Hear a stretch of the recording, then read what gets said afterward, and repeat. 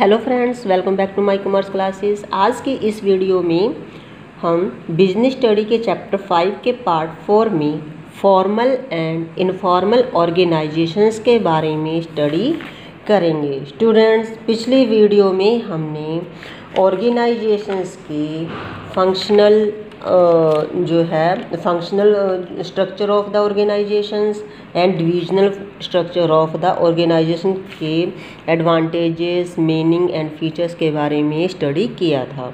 So formal and informal organisation. Formal organisation क्या होता है? जब हम किसी काम को एक फॉर्मल वे से करते हैं, यानी कि आपको प्रॉपर आपके पास एक ऑफिस है, प्रॉपर आपके पास एम्प्लॉयज़ हैं जो आपके अंडर काम करते हैं, एक प्रॉपर स्ट्रक्चर्स है जो कि मैनेजमेंट के द्वारा पर्टिकुलर टास्क को अचीव करने के लिए तैयार किया जाता है, जिसमें आपको रिस्पॉन्सिबिलिटी और अथॉरिटीज़ भी दी जाती हैं।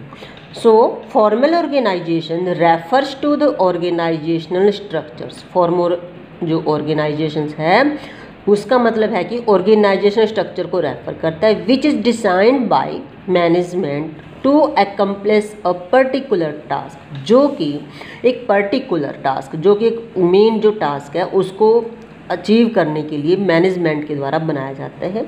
Each bearing a definite measures of authority.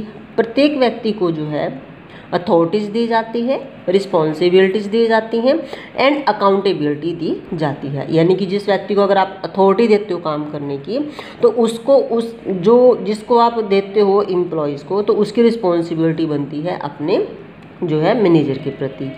Accountability यानी कि उसकी आंसर एबिलिटी भी बनती है। Definitions according to Allen's, formal organisation clearly defined the authority responsibilities relationship among various people working in an enterprises. यानी कि फॉर्मल ऑर्गेनाइजेशन आपको clearly ये डिफाइन करता है कि जो आपके अथॉरिटी और रिस्पॉन्सिबिलिटी में जो रिलेशनशिप है जो वेरियस पीपल्स में जो कि एक एंटरप्राइजेस में काम करते हैं। Features of formal organisation, first of all clarify relationship. यानी कि क्लैरिफाई रिलेशनशिप का मतलब है कि जो कि अलग अलग वेरियस जॉब पोजीशंस पे काम करते हैं उन सब में क्या रिलेशन है। यानी कि मीन्स अगर आपके पास एक मैनेजर है, वो किसको उसने अथॉरिटी दी काम करने की, जिस व्यक्ति को उसने अथॉरिटी दी काम करने की, तो वो ही उसके प्रति रिस्पॉन्सिबिलिटी होएगा और उसके ही आंसर दे ही होएगा। अगर वो यानी कि इसमें इट मीन्स कि दूसरा जो पर्सन है वो इसके प्रति आंसरेबल या फिर रिस्पॉन्सिबिलिटी उसकी नहीं हुई। क्लैरिटी रिलेशनशिप होना चाहिए। This clarify who has to report to whom, भी कौन रिपोर्ट देगा और किसको देगा। ठीक है जी। Next, rules and regulation. जो फॉर्मल आपका ऑर्गेनाइजेशन है, जैसे कि आपके नाम से ही पता चलता है कि रूल्स रेगुलेशन इसमें अप्लाई होते हैं। Which are essential for the accomplishment of goals and laid down in plans. जो कि आपके प्लान्स में गोल्स लेड डाउन करते हैं, उनको अचीव करने के लिए अचीव्ड करने के लिए रूल्स रेगुलेशन बनाने बहुत ज़रूरी है। जैसे कि आप स्कूल में जाते हैं तो वहाँ पर अपने टारगेट्स को, अपने रिजल्ट्स को अचीव करने के लिए जो भी रूल्स रेगुलेशंस हैं स्कूल्स के, गवर्नमेंट्स के, उन सभी को आप क्या करते हैं, फॉलो करते हैं। Number 3 is coordinations of efforts. जो आपके एफर्ट्स हैं उनमें सभी में कोऑर्डिनेशन होना बहुत ज़रूरी है। It integrates and coordinate the efforts of various department in the organisations. यानी कि डिफरेंट जो डिपार्टमेंट है ऑर्गेनाइजेशंस के, उन सभी में कोऑर्डिनेशन होना बहुत ज़रूरी है। स्टूडेंट्स, कौन कौन से डिपार्टमेंट्स होते हैं, जैसे कि purchase department, sales department, production department, marketing department, सभी में कोऑर्डिनेशन होना बहुत ज़रूरी है। Number 4 is deliberated design. It is deliberately designed by top management. ये किसके द्वारा तैयार किया जाता है फॉर्मल ऑर्गेनाइजेशन? टॉप मैनेजमेंट के द्वारा। वो ही आप ने जो है आगे वर्कर्स को, एम्प्लॉयज़ को जो है काम सौंपता है। It facilitates the smooth working of the organisation, और फॉर्मल ऑर्गेनाइजेशन से ही जो है आपके बिजनेस का काम स्मूथली चलता है। Number 5 is based on the division of work. हाँ जी, फॉर्मल ऑफ जो ऑर्गेनाइजेशन है आपके पास, वो डिवीजन ऑफ वर्क के ऊपर बेस्ड होता है, यानी कि इसमें सारे काम को ऑर्गेनाइजेशन में इन छोटे छोटे काम में, सिमिलर एक्टिविटीज़ में जो डिवाइड किया जाता है। जैसे कि प्रोडक्शन से रिलेटेड जो भी एक्टिविटीज़ हैं वो प्रोडक्शन डिपार्टमेंट में चली जाएंगी, सेल्स से रिलेटेड जो भी एक्टिविटीज़ हैं वो सेल्स डिपार्टमेंट में, यानी कि similar activities and put under to the different section और डिपार्टमेंट्स। अब advantages of the formal organisation. Number 1, achievements of organisation objective. हाँ जी, फर्स्ट ऑफ ऑल अगर आप एक फॉर्मल ऑर्गेनाइजेशन एस्टैब्लिश करते हैं बिजनेस में, कंपनी में, जहाँ पर भी, तो मेन टारगेट क्या होता है उसका, जो आपने टारगेट्स किए हुए हैं, जो आपने अपने ऑब्जेक्टिव्स रहे हैं ऑर्गेनाइजेशनल के, उन सभी को अचीव करना जो है इसका मेन एडवांटेजेस है कि उस वे से वो अपने ऑपरेशंस को परफॉर्म करें ताकि वो इजीली अपने टारगेट को अचीव कर सकें। Number 2 is specialisations. जैसे कि मैंने बताया कि जो इसमें फॉर्मल ऑर्गेनाइजेशन में जो है अपने काम को जो है टॉप मैनेजमेंट काम को डिवाइड कर देता है into small parts. Small parts means छोटे छोटे जो है सिमिलर एक्टिविटीज़ के बीच, जिस करके जो है वो अगर एक व्यक्ति a person perform the same work regularly he became a specialist in it. अगर एक व्यक्ति जो है किसी काम को, एक सेम वर्क को बार बार रेगुलरली करता रहता है तो उसमें स्पेशलिस्ट हो जाता है। Systematic working, it has a clear and well defined structures which provide systematic running of an organisation. Systematic एक सिस्टम से चलना, स्टेप वाइज चलना। तो यहाँ पर ये क्लियरली डिफाइन किया जाता है कि स्ट्रक्चर में कि जो आपका जो काम है ऑर्गेनाइजेशन का एक सिस्टमैटिक वे से चलता है। Number 4 is more emphasis on work. हाँ जी, आपके फॉर्मल ऑर्गेनाइजेशंस में रिलेशंस को कम बट काम को जब बहुत ज़्यादा इम्पोर्टेंस दी जाती है।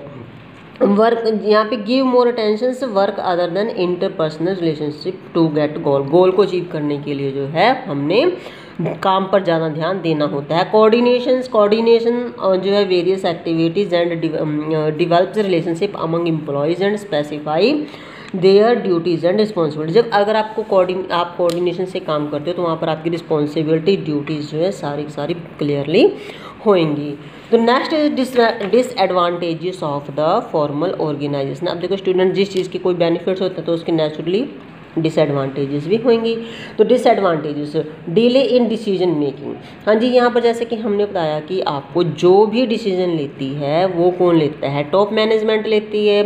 टॉप मैनेजमेंट जो है अथॉरिटी, जो अपने वर्कर्स को जो है काम सौंपती है, उनको अथॉरिटी देती है, फिर उनकी रिस्पॉन्सिबिलिटी होती है, यानी कि जिस वर्कर को काम दिया वो ही उसका आंसरेबल होता है। तो इस करके जो है वहाँ पर आपका जो डिसीजन लेने में बहुत डिले हो जाती है।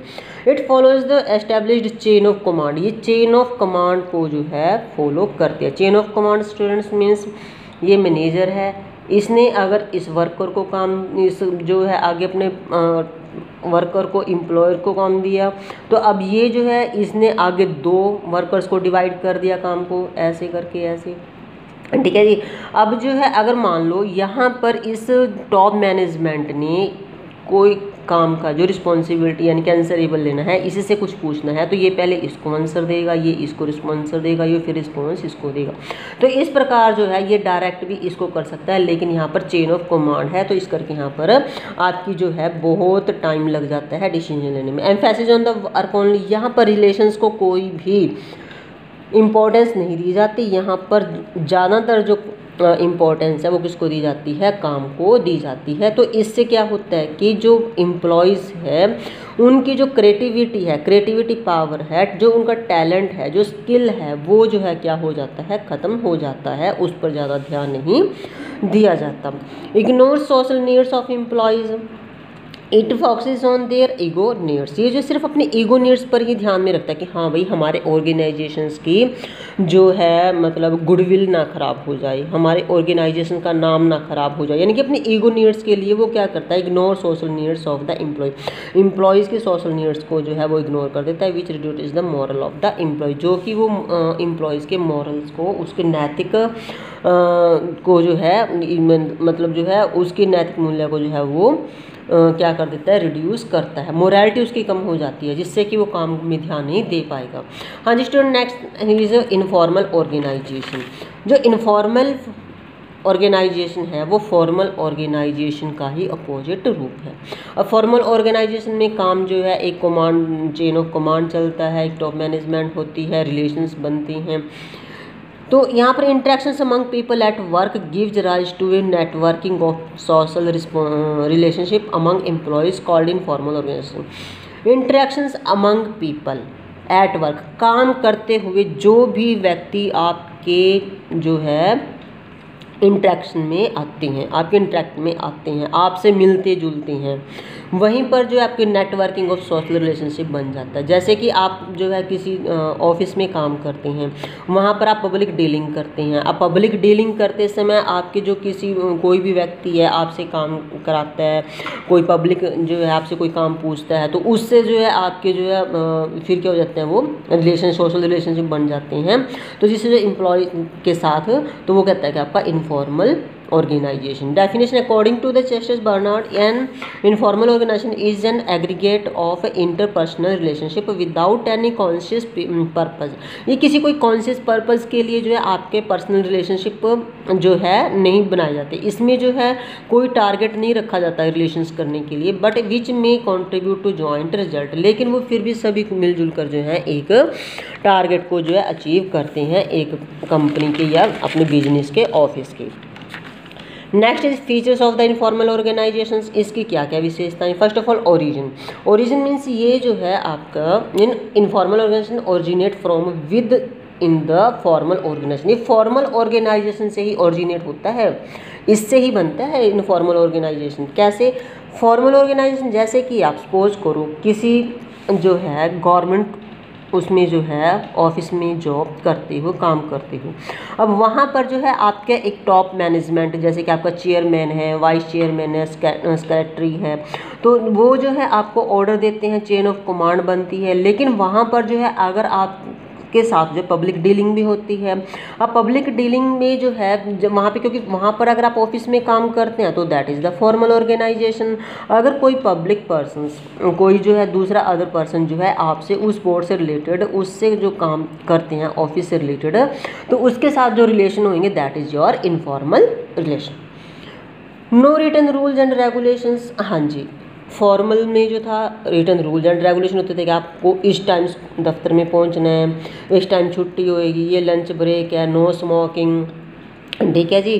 तो इसमें यहाँ पर कोई भी आपके रूल्स रेगुलेशन फॉलो नहीं होते। Third is the common interest. When people have some common interest, similar thinking, same जो है languages, similar problem etcetera, then they came together and discuss their issue of common interest. जब लोग जो है common interest के लिए एक दूसरे के इंटरेक्शन में आते हैं, उनकी सिमिलर थिंकिंग होती है, उनकी जो सेम लैंग्वेजेस होते हैं, तभी जो है आपके जो है ये इनफॉर्मल रिलेशंस बन सकते हैं। ऐसा नहीं है कि अगर हाँ जी आप जो है एक व्यक्ति जो बाहर का आता है वो आपसे इंग्लिश में बात कर रहे हैं और आप उसके साथ पंजाबी में या हिंदी में बात कर रहे हैं, तो उस आपको इंग्लिश नहीं समझ आ रही, उसको पंजाबी हिंदी नहीं समझ आ रही, तो फिर क्या होगा, तो वहाँ पर रिलेशंस थोड़ी बनेंगे। यानी कि यहाँ पर सेम थिंकिंग, सिमिलर थिंकिंग होनी चाहिए, आपके विचार उसके विचार मिलने चाहिए, आपकी लैंग्वेजेस मिलनी चाहिए, तभी आपके इनफॉर्मल जो है रिलेशंस हो सकते हैं organisation. Structures informal organisation structure is formed by employee to get psychological satisfaction. हाँ जी, हम किसी के साथ बातचीत करते हैं, क्यों करते हैं, अपने साइकोलॉजिकल सेटिस्फैक्शन को जो है कवर करने के लिए भी, हमें साइकोलॉजिकल सेटिस्फैक्शन हमें मिल सके। जैसे कि कई बार हम जो है घर से जो है मूड ऑफ होता है तो हम क्या करते हैं, अपने फ्रेंड से बात करके जो है अपने मूड को ठीक कर सकते हैं। Advantages, the informal organisation offers many benefits, these are as under. First of all fast communication. हाँ जी, इसमें जो है कोई चेन ऑफ कमांड नहीं होती। अगर आपने कोई भी आपने जो है रिपोर्ट देनी, तो आप डायरेक्ट जो टॉप मैनेजमेंट को दे सकते हैं। तो इसमें जो है बहुत फास्ट कम्युनिकेशन चलता है। यहाँ पर फॉलो जाके scalar chain, it does not scalar chain, ठीक है। नेक्स्ट है fulfilled social needs. People with similar thoughts जो है आपके पास form informal groups, they all stands together on personal and social issues. यहाँ पर आपकी सोशल नीड्स जो है वो पूरी की पूरी कंप्लीट होते हैं, क्योंकि उनके जो सिमिलर थॉट्स मिलते हैं लोगों के, और वो ग्रुप्स में खड़े होते हैं जहाँ पर उनके थॉट्स मिलेंगे, जिससे क्या वो अपनी बात भी आपस से कर सकते हैं और उनके सोशल इशू भी खत्म हो जाते हैं। Less supervision the informal groups is self policing, क्योंकि सेल्फ बनाया जाता है इनफॉर्मल, तो यहाँ पे सुपरविजन की इतनी जरूरत नहीं, वर्कर्स को पता होता है कि हमने जो है काम किस वे से करना है। Disadvantages of the informal organisation, first of all spread rumours, all the persons in an informal organisation information is conveyed through informal channels of communication known as grapevine. जैसे कि हमारे पास हम कहते हैं कि ग्रेप वाइन मतलब जैसे कि अंगूरों का गुच्छा होता है, वो आगे से आगे फैलता चला जाता है।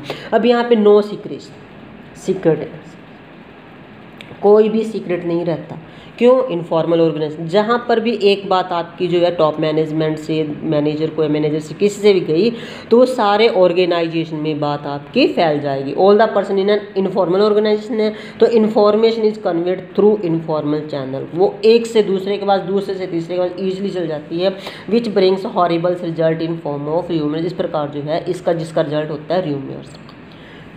मे ब्रिंग्स नेगेटिव रिजल्ट्स, इससे जो है आपके नेगेटिव रिजल्ट्स आ सकते हैं। दूसरा रेजिस्टेंस चेंज, क्योंकि जो चेंजेस को इतना नहीं वो करता। द मैनेजमेंट में not be successful in implementing changes, जो मैनेजमेंट है वो ईजिली जो भी चेंजेस आते हैं एनवायरनमेंट के अकॉर्डिंग, इस टाइप के बिजनेस में वो सक्सेसफुली उसको अप्लाई नहीं कर सकते, इम्प्लीमेंट नहीं कर सकती। क्यों?